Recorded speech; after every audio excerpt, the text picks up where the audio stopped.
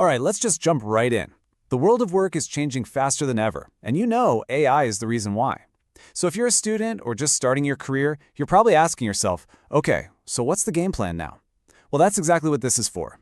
We're going to build a practical guide to not just survive, but actually win in this new AI-powered world. I absolutely love this analogy because it just nails where we are right now. Think about it. When refrigerators were invented, the companies that made the biggest fortunes weren't the ones making the fridges. Nope, it was companies like Coca-Cola that used that technology to build global empires. Today, AI models are the refrigerators. They're the incredible foundational tech, but the massive, world-changing companies, the Coca-Colas of AI, they haven't even been built yet. That's the opportunity in front of you. So here's our roadmap. First, we're going to get a handle on the sheer scale of this shift. We're calling it the Great Redefinition. Then we'll zero in on the specific human skills you need to be developing right now. After that, we'll lay out a modern career playbook, a tactical guide. And finally, we'll cover the big traps you have to avoid. So, to really grab those opportunities we were just talking about, you first have to appreciate the scale of what's happening. I mean, this is not just another tech update or a new app. We are living through a fundamental redefinition of what work itself actually is. You want to get a sense of the speed we're talking about? Think about this for a second. In the year 1900, if you were walking through New York City, all you'd see are horses and buggies. Just 13 years later, 13, they were basically all gone, completely replaced by cars. That kind of lightning-fast total transformation is happening again right now. And here's the kicker. This cycle of change is getting faster and faster. Look at this. It took electricity about 50 years to really take hold. The internet, about 30. Smartphones, maybe 15. But these large language models, they're everywhere in just 3 or 4 years. The window you have to adapt is getting shorter and shorter. So how do we adapt? Well, it starts with understanding this one crucial difference. You've got automation. That's when AI just does a task by itself. But then you've got augmentation. And that's where the magic is. That's a partnership, a loop, where a smart human is guiding the incredible power of AI. Your future isn't about competing with AI, it's about being the person who can augment with it. Because of this shift, we're seeing two very different groups emerge. On one side, you've got the hyper-creators. These are the people using AI as a leverage tool to create, to build, to solve problems at a speed we've never seen before. And on the other side, you have the hyper-consumers, who just kind of get lost consuming all the stuff the creators are making. And the productivity gap between these two groups, it's not 10x, it's not 100x, it could be 1,000 times. 1,000x gap. That whole creator-consumer divide brings up a really important question, right? What are the specific skills that are going to put you on the right side of that 1,000x gap? What are the things that we humans can do that AI just can't? The core mindset you need is what's called the orthogonal approach. It's a fancy term for a simple idea. Don't try to outcalculate the calculator. Don't fight the wave. Instead, you position yourself, your skills, your career so that every single time AI gets smarter, you get more valuable. You're surfing the wave, not getting crushed by it.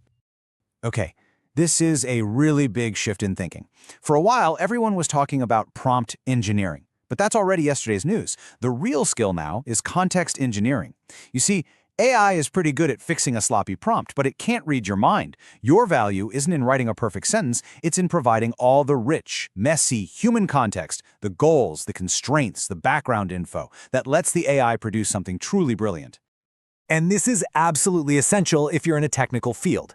AI is getting ridiculously good at coding, translating a piece of logic into Python. That's the how. But programming, that's about deciding what the logic should even be. It's the architecture, the strategy, the what, and the why. Your job is to be the architect, not the bricklayer. AI can be your bricklayer. Which brings us right to the heart of the new human skill set. These are the abilities that are becoming priceless.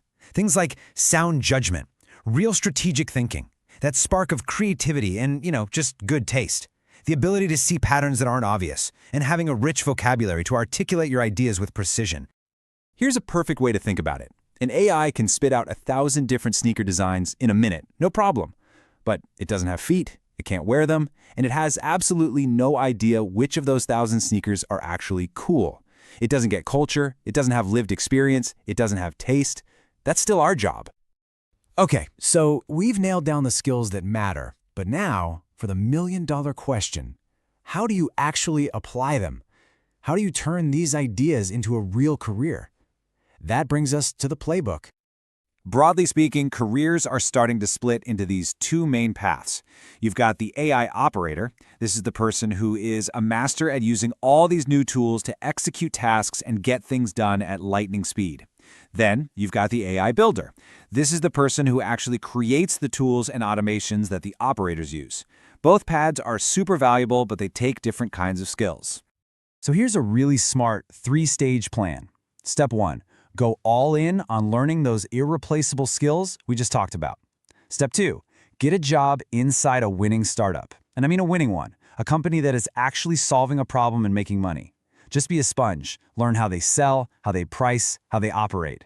Then, after a year or 2 of that deep immersion, you'll be ready for Step 3, launching your own thing.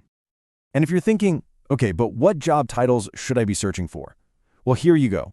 The World Economic Forum is pointing to these as some of the absolute fastest growing roles out there. You can see how the skills we talked about map directly onto these jobs. The demand is just exploding. And to get started right now, you really don't need 100 different apps. This is a great little starter kit that covers most of what you'd need. The real secret sauce here isn't just knowing about one of these tools. It's understanding how to weave them together, how to create a workflow that solves a real problem in a way that's actually hard for someone else to copy. All right, so we've got the skills and we've got the playbook. But sometimes success is defined more by the mistakes you manage to avoid. And that brings us to our final and maybe our most important section, the traps you need to dodge. The first and biggest trap is this idea of intellectual obesity. I love that term. It's what happens when you start using AI as a crutch instead of a tool.